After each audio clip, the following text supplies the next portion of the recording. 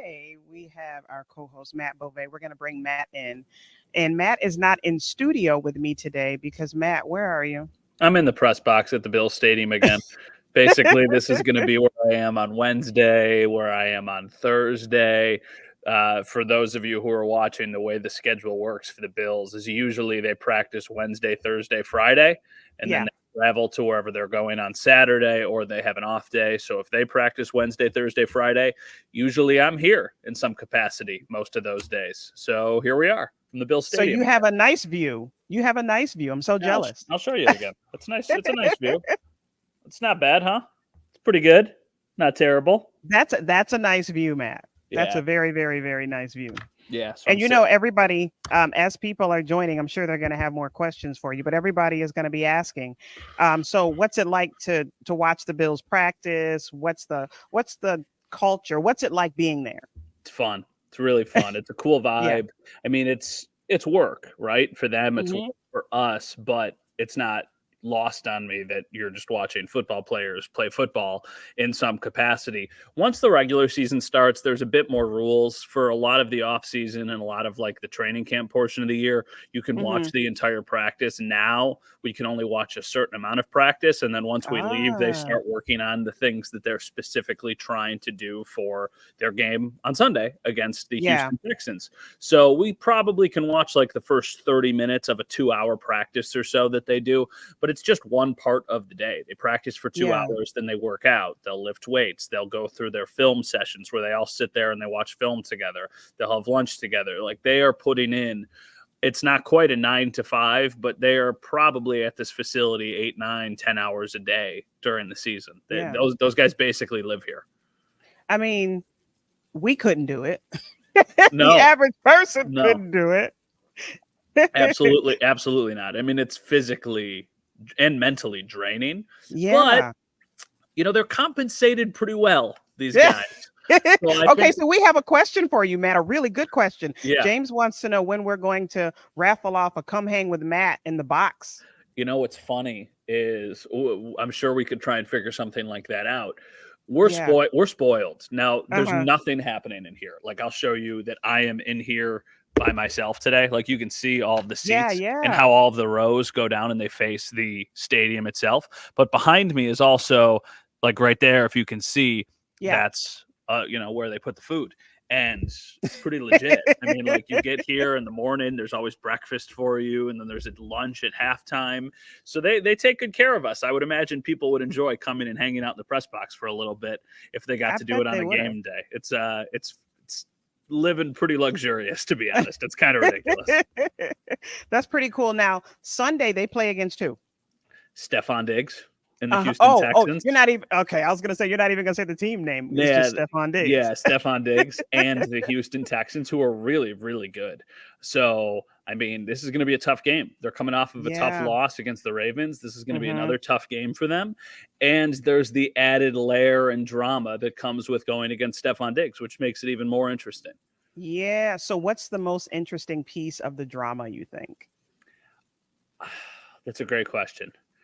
I think that everybody is kind of sick of talking about it and hearing Yeah. about it, and that after this it'll kind of go away for a little Yeah. bit. I think that whoever wins is going to automatically be that person made the other one, as opposed to they didn't just both Hmm. help each other. If the Bills win, it'll Yeah, be yeah. they didn't need Stephon Diggs, and if the Texans win, see, the Bills need Stephon Diggs, and now they don't have him, and now they're Of doomed. course. I think of a lot of this like a breakup. And I think that's basically what happened. I think in the beginning it was really good and that they had a lot of success together and the vibes were good. Yeah. And then I think after that it just went south. And then sometimes you got to see other people. It's not you, it's me. And I kind of think that that's a little bit of what happened with these two, basically. Is that what you're really? It's not you, it's me. So I have to ask, when Diggs was here, were Mhm. you a big Diggs fan? So in my position, you have to take yourself out of it as much as possible. Yeah. So you have guys that you lean on to talk to, whether it's, you want to know what's going on with the team or you want to learn about something, or there's guys who are going to give you good quotes, good answers, good all of that stuff. Hmm. I always liked how thoughtful Stephon Diggs was. I really Hmm. did. I also didn't like how it was sometimes just too difficult to get him to talk. Superstars kind of play by their own rules. They don't have to talk to you as much as they would like. You don't get Yeah. them as often as you would like. So he knew that he was a superstar in the NFL. Of course. Of course. So getting him and talking to him was not nearly as easy as it was to talk to a lot of other people. Yeah. Now, there's gray area because Josh Allen talks multiple times every single week because he has to. If he Yeah. doesn't, people would make a huge stink out of it and it would become Yeah. this big ordeal. Steph was kind of supposed to, but still didn't. So Yeah. there were times when it was when he talked, it was exceptional and it was always very Yeah. insightful and really interesting. I will always have good memories about Stephon because I think that he turns this team into a legitimate contender and what they are now. Yeah. Yeah. Yeah. I think that he was a very important piece to kind of shifting the culture and shifting the mindset here in Buffalo to go from a team that thinks they could win to a team that believes that they can win. Yeah. And I think that he deserves some credit for that. Now, it ended messy, though. Like, it Yeah. really does feel Yeah. like from the outside looking in, I mean, they're paying him a substantial amount of money to not be here. Imagine if WKBW came to us and we're like, hey, guys, we don't like this vibe. We'll pay you $31 million to go Mhm. work somewhere else. We would have Yeah. been like, smell you later. See ya. So, I mean, Yeah. it ended and it was messy, but at the same time, sometimes that just happens in sports. And I think the Bills are better off because of Stephon Diggs' time here. Yeah. Yeah. So Howard says, I thought he had quite an attitude. I think that meant to say to me, myself and I, he seems to always want to be the star player, got offended if he was not. Just my take on that. He was ticked they did not win or go to the Super Bowl and felt the team took him down. Mhm. Hmm. Well, I think that sometimes there's always people who talk about receivers because they're divas. That's the term that always gets thrown around with Yeah. Yeah. Yeah. receivers. It's they're divas.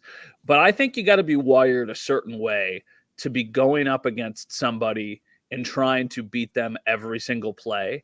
And I think Yeah. that mindset, it's hard to turn that off. So I think maybe Yeah. sometimes that's why, these guys are so intense. But sometimes that rubs people the wrong way. Sometimes it makes other people better. But, Mhm. that would be like if we did one of these shows and I screwed up and you came up to me after the show and was like, that is unacceptable. That can never happen again.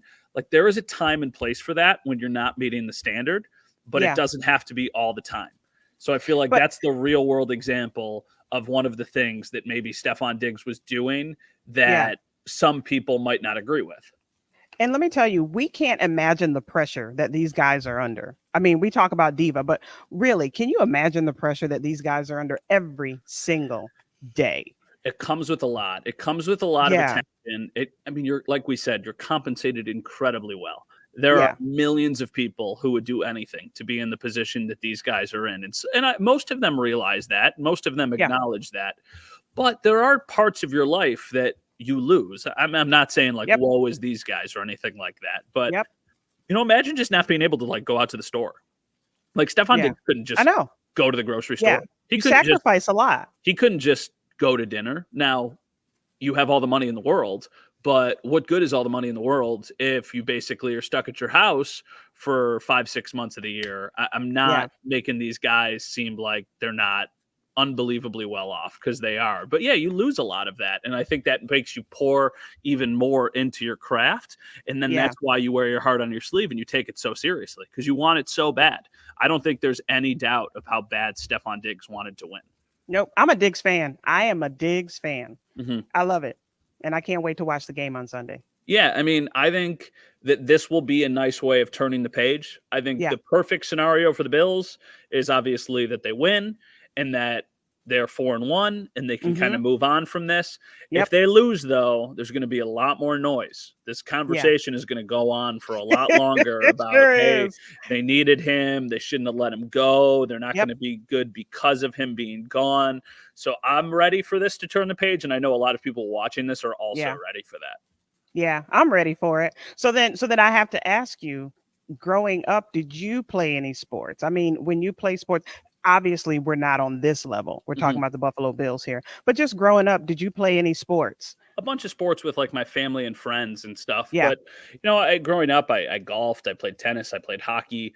Never really played football. Never really played baseball. I've got the baseball game on in the press box here, so it looks like there's things happening. It's on Channel 7 Mhm. right now itself, so that's interesting because I'm watching that in front of me. Yeah, I mean, I loved Mhm. sports, but I also knew that I was never good enough to do anything even close to this So level. you didn't play in school, like organized? Yeah, but not like a ton, like just like Okay. regular stuff, but never to a high level or anything like that. DJ says he can't even ride a bike. I was so bad, or so bad at riding a bike. Don't you love when your friends watch you? Yeah, Don't you exactly. love when your I friends was so bad at riding a bike. My balance is just horrendous. So that's not a good thing when you're trying to figure out how to do that. My thing was like, you know how people ride bikes and they can stand and they can pedal? Yeah, I yeah, like the yeah. minute I Not tried to you. stand, I was like, nope, right back down to my seat and I'm just going to kind of keep on my way. What did you do? Did you play any sports or anything? I did. So I started late in high school and played a little bit in college, but I was a basketball, volleyball, track. So Okay. I moved with my aunt and uncle, Hmm. and when I stepped foot in their door, they're like, "If you think that you are going to live here and not do sports, Hmm. sports teaches you so much about life. Sports teaches you so much about different things to help you mature as a person. Hmm. So you are going to do sports." Hmm. But I gravitated more toward basketball. I loved basketball. I mean, I loved them all, but basketball was my favorite. Yeah, basketball's I mean, I loved like pickup basketball and basketball with friends and playing Yeah, like yeah, yeah, knockout and stuff like that. I played a little bit of pickup after I graduated college with just a bunch of friends and stuff. And I mean, yeah. basketball's great. It's also just such a killer workout. You're just running Uh, so much up and down. yeah, And like that's the best type of workout because it's not something you're like thinking about as much. You know, like you go on a run, you're thinking about when you're done with the run. You play yeah, yeah, yeah. basketball, you run, but it just goes by like that. Yeah, especially if one of your teammates wasn't doing so well that practice, everybody got on the line. You know what I just realized? I Yeah. am so I forgot that we are airing the baseball game. So Hmm. every time you start talking, in my head I'm thinking like, why hasn't she thrown to the first commercial break yet? And then I'm realizing there is no commercial break. So We are only online today. We have I our online I friends. keep looking at the clock and I'm like, yo, it's 4:42 and she hasn't even thrown to the first break yet. I'm like, why is she still talking? No, I'm like, we got to everybody wrap gets this up, us. Mercedes. But No, then I everybody realized gets us no breaks today. What yeah, a treat, right? I No breaks realized, today. yeah, no breaks, but also I'm sitting here, I'm like, oh my God, what's going on? Now it's 1-1. Now this game is 1-1. It's on Channel 7, which Uh-huh. means that there's potential that this goes into extra innings. Yep. So there might not even be a newscast at 5 o'clock, although it looks like the Yep. Astros are about to score. So I don't like the Houston Astros. That's a team I just don't like, but whatever. Oh my God. Now see, I didn't do baseball at all. I didn't watch it. I didn't Me get neither. I just didn't. Basketball was my thing. And then it was really cool because when I graduated high school, my cousins, my aunt that I moved with, we all went to college together and got to play 1 year of ball together. Oh, that's cool. That's And really I cool. am convinced, Matt, that the only reason they asked me to play with them in college is because I sing and they needed somebody to sing the national anthem. Oh, come on. Really? Are you a good I'm telling you, they would pull me out every game to sing. And I'm like, this is the only reason I'm here because I'm not playing. Are you a good singer? Are you a good singer? Yes, yes, I sing. I'm not going to ask you to sing a song here, but like, what kind of music I do you wouldn't. sing? I wouldn't anyway. I wouldn't either. You know what's funny? You do this for a living, and you're used to like talking and being on camera and all this stuff. The Yeah. idea of singing or like karaoke to me is the cringiest thing in the world. Oh Oh, my that's gosh, because it's you can't sing. probably, but I also, oh my God, what a play! What a play! I'm watching this game and I'm So talking. for That guy, those of you that don't know what Beauvais, please tell everybody what you're doing I am. while you're. There's a Yeah. baseball game on Channel 7 and it's Hmm. on in front of me. So the reason I'm pretty sure Channel 7 is on this TV in the press box is because the Bills game would have been on this TV a week ago for Monday Night Football. So that is on in front of me. So now it's distracting me. And because I'm Yes. such a sports nut, when there's sports on, my eye immediately gravitates to it. Who does this? It's like Who a does shine. this? It's like a Who shiny does this, toy. Matt? I'm like, oh, shiny toy. Like, ooh, Who you just does look this? up and you're like, oh, baseball, crazy. Only you, Matt.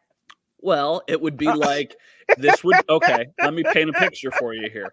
This would be Uh-huh. like you're in the studio right now, and if Yep. you're watching this online, we have a kitchen that's 50 feet away. And if there was a fantastic chef sitting there making some awesome recipe, you would be looking at the chef No, Just I because, wouldn't. yes, No, you I would. wouldn't. I would say No, Matt Bove you is would. here. My focus needs to be on Matt, but Yeah. save me some. But Yes. save me some. Yes, you'd be like, "Save me some," but then you'd be like, "Oh, look at what they got there, like, I've never seen that before." It's like, "Ooh, Uh-huh. look at that appliance, like, I've never used that before." That's how I feel whenever there's sports on. It's very hard to focus myself to, Well, this one is thing at a time. great. My attention span is shot, by the way. This has nothing to do with just this. This is just, like, my attention span not great. Oh my gosh, I love it. I love it. Okay, so then let's go back to our previous conversation. Were there any athletes that you looked up to? Ooh, um not really. I don't think that No? there would be like one that I would say, oh, I look up to that person because I knew who's never going to be a professional athlete. So I know you Okay. can look up to athletes not because of just what they do on the field or on the Mhm, ice. You mhm. can look up to them as just a person. But I don't think that there was any athletes that I could really say like, oh, I look up to. Now, an example of this, if you're a young kid right now, or just anybody, Josh Allen is probably a role model to Oh almost yeah. every young athlete that plays a sport in Western New York right now. Yep. There was no level or person at that level when I was the age where you would be looking for a role model. I mean, when I was 10 years Yeah. old, I wasn't thinking like, oh my gosh, Drew Bledsoe is just who I want to be, or like JP Lossman or something like that. So yeah, I don't think I have one. Do you? Did you have any athletes you I really had a looked up ton of to? them. Well, first we have to tell.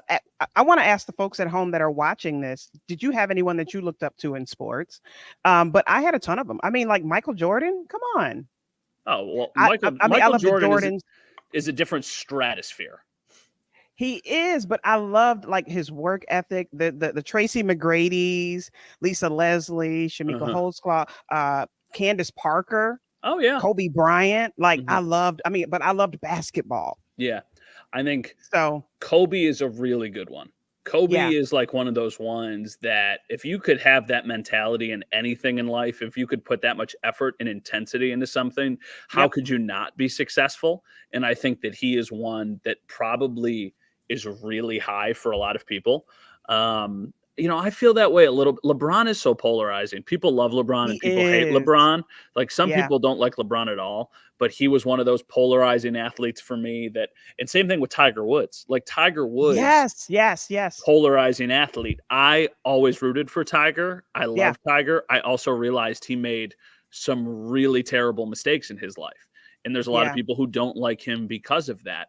I just always thought what he did for the game and how he took it to another level for golf. I mean, Tiger Oh, he Woods absolutely. is a Absolutely. global icon. I mean, we're talking Yep. about a golfer. Like that does not get said about a lot of Yeah. golfers. Tiger is Yeah. in, if there was a Mount Rushmore of like iconic athletes, Tiger's probably on it. It's probably like Yep. Michael Jordan, Tiger Woods, and then a couple of Serena Williams, and then maybe like one other person.